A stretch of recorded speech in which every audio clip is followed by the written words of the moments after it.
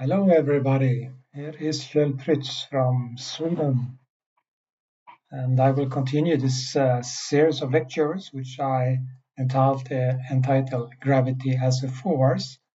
And today we will discuss gravity time dilation and light deflection, which is an immediate consequence of general relativity time dilation. However, we will not directly connect to the Einstein force formula that we have discussed previously, but still we will work in the force perspective and we will work in a flat space-time. So there is no concept of a curved space-time, and we will not use a metric, which is the standard procedure in general relativity, but we provide here a different perspective. So what we will do is to derive the time dilation formula from general relativity and apply that formula on the very important GPS time dilation. And then in a second video, so we'll make a separate video for this, we will discuss light deflection, which is the classical experimental verification of general relativity. It was the first prediction of Einstein that was verified. So still we work in weak interactions and low speed. So gravitational time dilation, what is that? It says that the time is running slower with increasing gravity. So we have two clocks here, one at the higher gravity, and the clock, the time, runs slower than for a clock at a weaker gravity. I like this analog clock that we often see in this context because it really tells us what time is. So time is the motion of these hands or pointers. So that is what we experience as time. So there are two important things to remember when we discuss time in physics. Time by itself is really an artifact because in physics we measure motion, and it's the motion of these pointers that represent time. Another thing is that there is no absolute time. Time is always relative. So when we say something about time, we have always to relate it to something, that this clock here runs faster than the clock here, or we say this clock runs slower compared to the clock here. And the second thing is that since time is motion, then there is no absolute time. And as there is no absolute motion. So motion is always related to something, exactly as time is related to something.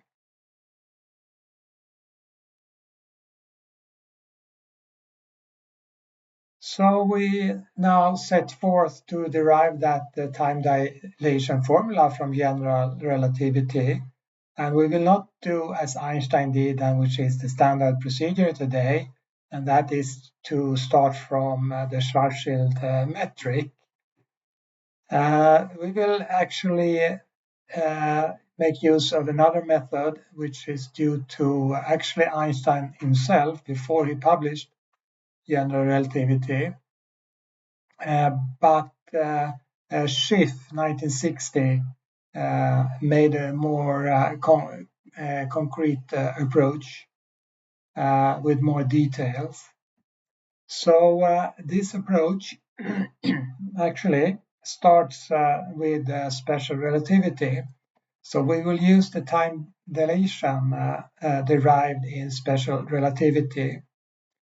And this time dilation is far from trivial, although it is presented already at high school level.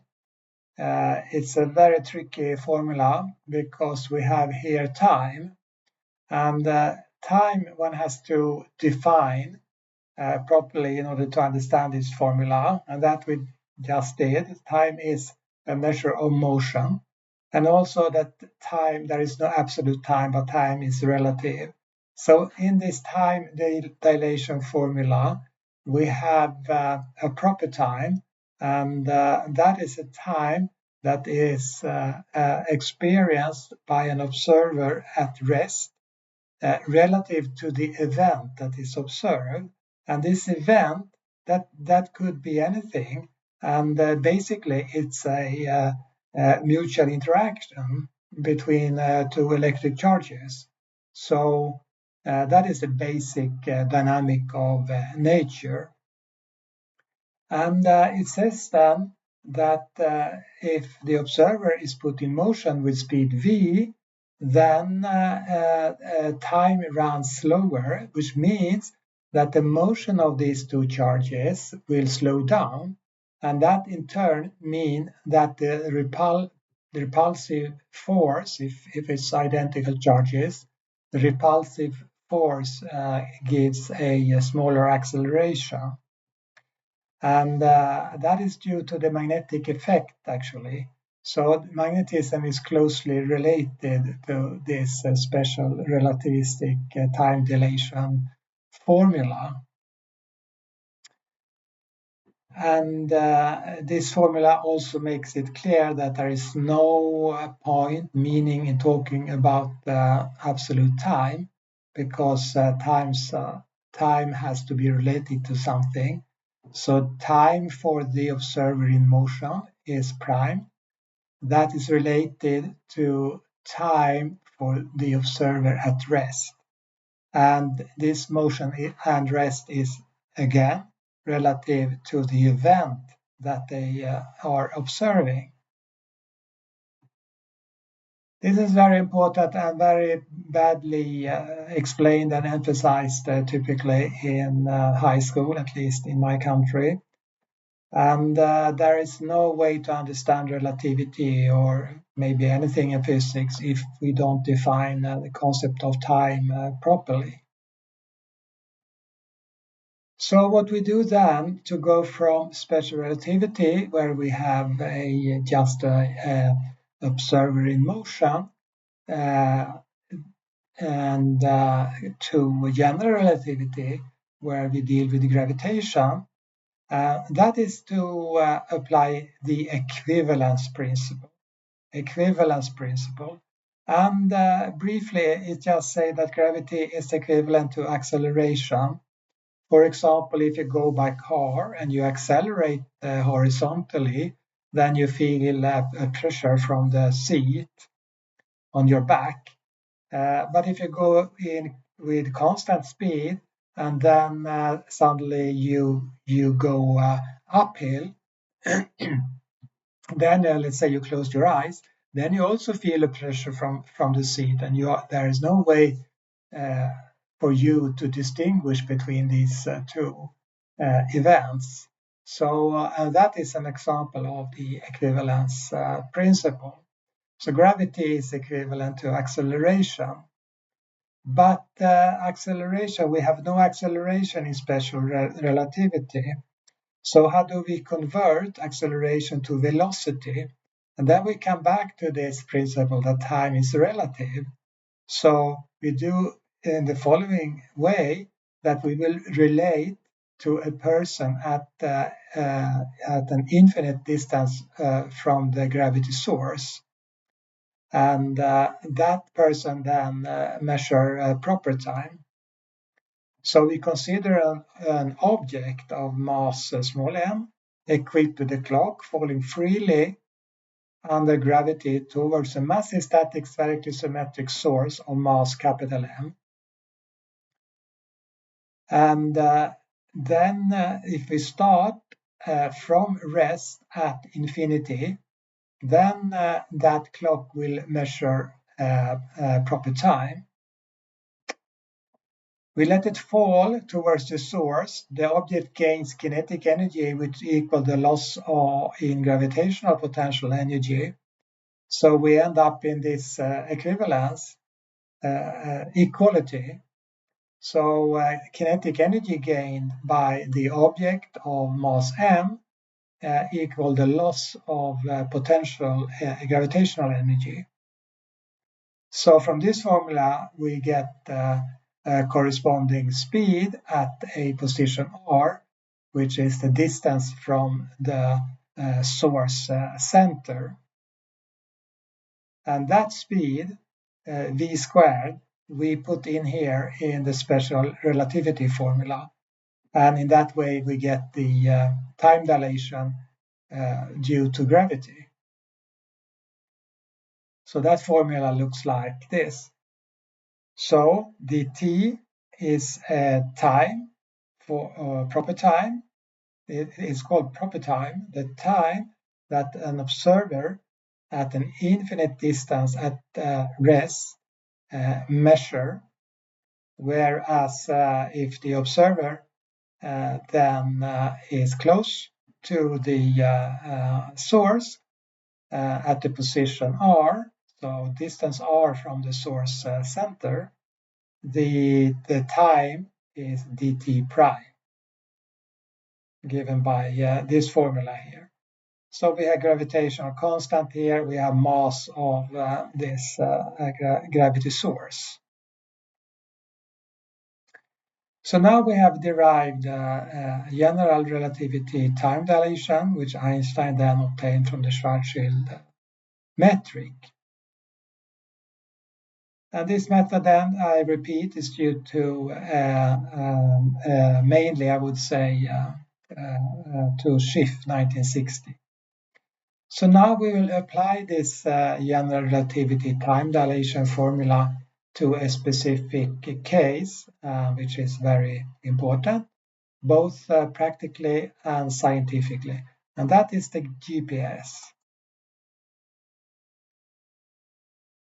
So in GPS, we obtain our location utilizing at least 4 GPS satellites, and these send electromagnetic signals to our receiver, which could be our mobile phone, our cellular phone.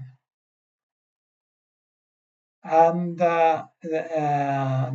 then actually these satellites have their own clock. They have to take care of their timing. And due to relativity, these times are different compared to the time at Earth. And that is very important to correct for, which we will see soon. And that correction is partly due to the fact that the satellites are moving, and that will give a special relativistic time dilation, and partly because they are at a different gravity strength compared to the receiver at Earth. So that is the general relativistic time dilation. So we shall now derive the formula for the GPS timing, so what time is experienced by the satellite, referenced to the surface of the Earth. So that is very important.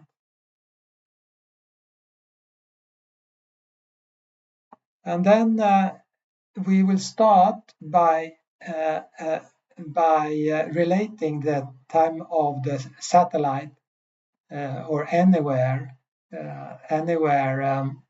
around the gravity source, which is the Earth in this case, to proper time, so which is the time without any gravitational or motional effect, dt. So dt is the time measured by a distant observer at rest. Then the time measured by something which is affected by gravity and also in motion is different, and we then multiply with the product of the gamma factor of general relativity and special relativity. And gamma factor, that's this factor in front of the t, so it's 1 over the square root, and the special relativity gamma factor is 1 over the square root. So we get this time dilation formula where we have a combined gravity and motional effect. So this gm over r, that is actually the speed squared of the satellite, and that speed square we get from the fact that the gravitational Newtonian force is centripetal. So small m v squared over r equal g capital M small m over r squared. And that gives us possibility to replace a speed square by the same quantities that we have here in the general relativity gamma factor. However, we also know the speed of the satellite, for example, so we don't have to do this replacement, but it's illustrative, because the only difference now between special relativity here and general relativity here factor is that factor 2 here. So and then we have obtained the time dilation when you take into account both motion and gravity, as we have to do for the satellites. However, this is not useful for GPS, because the t here is the time for an observer at rest and at an infinite distance from the source. And that is not what GPS need. GPS need to reference the satellite time with the time for an observer at the surface of Earth.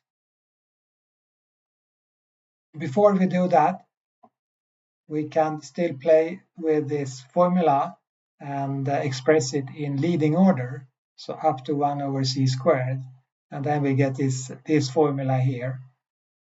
And so that is the time at the satellite referenced to this infinite observer at the infinite distance. But this is not useful, so we have to replace this proper time with the time that we experience on Earth. So how do we do that? Well, we can use this equality here, because if we divide the time at the satellite with the belonging gamma factor, we get a proper time. Then we get this unaffected time. And we can do that for Earth. Take the time measured at Earth and divide by the belonging gamma factor. So we get the same proper time. And in this way, we get the relation between the satellite time and the Earth time. So we get this relation here. So this is the GPS relation. The time on the satellite is related to the time that we measure on Earth. We put in the gamma factors, which are general relativity only now. So it's gravitational effect. So then we get this formula here for the GPS timing. But this is general relativity only, so we have to also add the special relativity factor, gamma factor, which is not affected by this analysis here. So then finally, if we also expand to leading orders, that is 1 over c squared, we get these three factors here, which connect the timing at the Earth and the timing at the GPS. So we then have used the approximation that we are dealing with low speed and weak interaction, so we keep only 1 over c squared higher powers of 1 over c we neglect. So then when we do this double multiplication here, we can neglect 1 over c4 and 1 over c6 terms. And we finally get the useful GPS formula. So the timing, the clock at the GPS is related to the clock at the Earth through this factor here. And then we see here that the general relativistic effect separates from special relativity. They are additive and they are of opposite sign. Special relativity has a plus sign, it's a minus sign here, and this bracket here is positive because radius Earth is smaller than radius satellite. So they work in opposite direction. So now we can put in numbers because we have the Earth radius and we have the satellite radius, we have gravitational constant, we have mass of the Earth, capital M. And then I asked ChatGPT to give me a picture with these numbers. And we have the altitude. The altitude, I think this is from Earth, so you have to add the radius of Earth also. We have the speed of the satellite, not needed, because we replaced that using the centripetal force. We have then a gravitational time dilation that is from general relativity, which gives 45.7 microseconds per day. And in the opposite direction, special relativity gives us minus 7.2. So you see general relativity is almost 7 times bigger than special relativity. And had we not corrected for relativistic effect, we would have a positional error of 10 kilometers per day. And that is, of course, unacceptable. With correction, we have an accuracy of 1 to 3 meters. So in this way, the GPS becomes useful. Otherwise, if Einstein hadn't done this, developed his theory, we wouldn't have any GPS system. So this is a technical, valuable application which would not be realizable without both theories of Einstein. And this is maybe the most important experimental verification of both theories of Einstein, because it's so accurate. So I will end this video now and make a separate video for the light deflection. So bye bye and see you soon.